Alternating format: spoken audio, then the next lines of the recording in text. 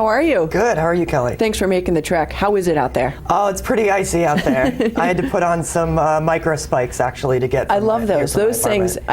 When I do the firewood now at our house, I wear those every single time. It makes such a difference. Now yours are a little bit more extreme than mine. Yours are pretty beefy. I just have like the little ones with the little pegs on them. But I've also seen with just the coils too. But you can get them all around town, and they're going to be in hot demand for today. Yeah, definitely. They're a lifesaver out there. Now let's talk a little extreme Mount Washington, because you guys have a big congratulations going on. You guys worked hard and you reached your mark. Yeah, definitely. We basically almost raised $1 million for this campaign. That is amazing. The whole nonprofit community is like, yes. Yeah, exactly. There is so much going on at the Observatory right now. We also had our year-end campaign, so we had to kind of keep those things separate, but we were able to meet both goals, which is amazing. That's amazing. Congratulations to your staff. Yeah. Now, what is Extreme Mount Washington for those who have not been informed? Sure. So Extreme Mount Washington is a brand new kind of visitor experience at the summit of Mount Washington. Since the 70s, we've had our Mount Washington Museum at the summit for folks coming up between May and October. Right. They can go into the Sherman Adams building and have this experience of checking out all the aspects of history of Mount Washington. But we kind of have refigured it so that this gives our new visitors, upcoming visitors, an experience of wintertime extremes.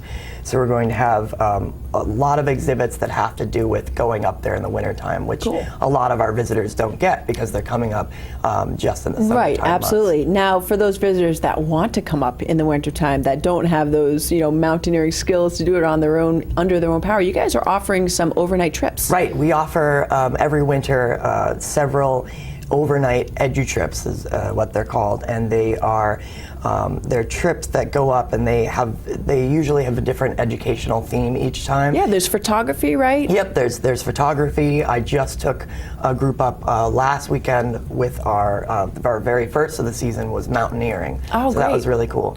So they're getting basic mountaineering skills that then they can progress upon? Yep, so we have a bunch of local educators that come up with our trips, and this just gives our visitors both some background in these various fields, but also a chance to experience life at the top and kind of give them a background experience, It is so cool at the top. It is really cool, the whole facility that a lot of people don't get to see because it is closed to the public during the wintertime. So to get in there and see how they live, and the pantry and the cooking and stuff. Now the edu-trips, are they cooked for, or do they do the cooking? When you are a member of the organization, Mount Washington Observatory, you are eligible for a work week up at the summit. So our volunteers are up there with the observers for 8 days at a time. And people love this. They really love it. It's different. It is true altitude cooking too, so you need to be aware of that. Right. It was a lot of fun when actually Chris Prue is in the back room, and I went up to cover, I think it was the anniversary of the wind record at the time. Now, what are they calling it now? Because that you don't say the same thing as you did before. What is it called now? I've been rehearsing this for a while. So, deliver.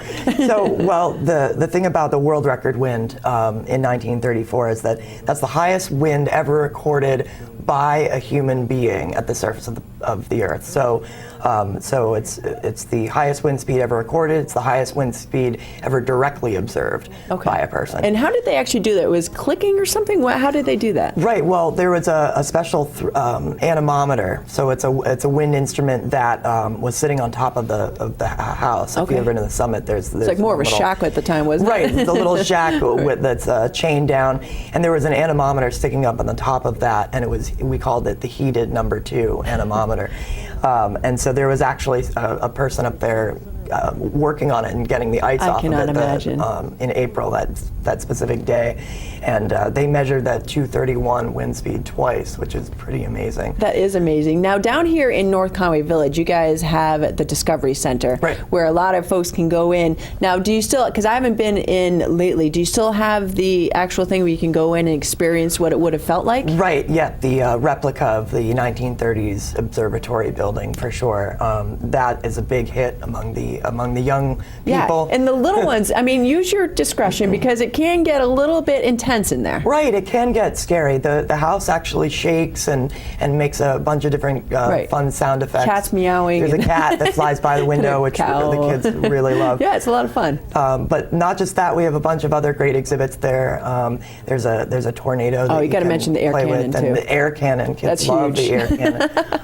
And a flow screen. So a lot of interactive stuff. And what is the cost for the free for groups larger, or rather groups smaller than 20. Right. So if it's larger than 20, then we like them to call ahead and we'll schedule. Absolutely. That, so. And donations are also appreciated as you walk in because, you know, it costs money to do all this. So nonprofit organization, but you are funded by memberships and donations. So don't forget to give a little bit at the door. Now, let's talk about your spring event because this sounds really cool. You mentioned it before the show. Tell me a little bit more about what you have going on. Sure. So I think in the last year and a half we had Ginger Z from Good Morning America. She came up and filmed a segment up at the Mount Washington Observatory. And so we're actually going to be having her back for our spring event. So what's going on is that on April 4th at Port City Music Hall down in Portland, we're having her come out. We're going to try to get some other meteorologists to come out as well, but she's kind of the theme, the headline, and she's going to be talking about her career as a storm chaser. Oh, that would be really cool. Really cool. Yeah. All right. So, how do people get tickets to this, and what's the cost? Well, that's actually all going to be on our website next week. So check out mountwashington.org. So that sounds like a great date night too to me. You go and see this. You go out for a nice dinner in Portland. Yeah. It sounds like a full night. Yeah, Portland's got tons of amazing restaurants. There's plenty to do down there. Good. So. And not to, you know, you have so much information, so many things going on. The website really is a place to go, but can you just give me a quick blurb about the distance learning program? Sure. So as outreach coordinator, I coordinate our distance learning program. These are video conference-based programs with school groups. So I will connect our summit meteorologists and educators to school groups, and they can be located theoretically anywhere. And I've seen several of these because I filmed some of them. They're amazing. They're really cool. The kids are truly interactive with what you're doing on the video screen. They can ask questions and stuff like that. They can actually see the top of Mount Washington with the life of an observer. Yeah. It's really cool stuff. They get to communicate with our summit observers, but they also, what's really cool is that they can see live images of the environment outside of the building, but they also get a chance to see the gear and the gadgets that our observers are using to collect that weather data. So it's a really kind of non-traditional form of environmental education, I guess. I think it's wonderful. And you also go out to the schools yourself, right? Yes, in our outreach programs. I actually just got back from a few programs yesterday. I was in northern Massachusetts braving the weather, and these are a lot of fun because it gets us into the classrooms. Absolutely. And, we talk to the kids about what it's like to be a weather observer, how they observe and then forecast the weather. And you never know what just might plant that seed for someone to really be interested in weather, because you know it affects everybody, and when you get them at that age, it's really cool to see someone who then becomes inspired to get into the weather field or help the observatory. Yeah, when I was a kid, I had to figure a lot of this stuff out on my own, and I was interested in weather from a young age, but there wasn't a whole lot of folks coming around doing these kinds of outreach programs about weather. And so for a long time it was actually kind of a dream, like, wow, wouldn't that be cool to teach kids about this specific thing? And it's like, ta-da, dream job. Yeah, exactly. Well, Will, thank you so much for joining us, and why don't you tell folks where they can find more information? Sure, definitely check out mountwashington.org. That's MOUNT Washington.org, and that has all of our events, more information about the Weather Discovery Center, and my outreach and distance learning programs as well. All right, well done. Thank you, Will. Thank you, Kelly. All right, folks, we have more to come here on the show, including a watch and win, so don't go away. The gift?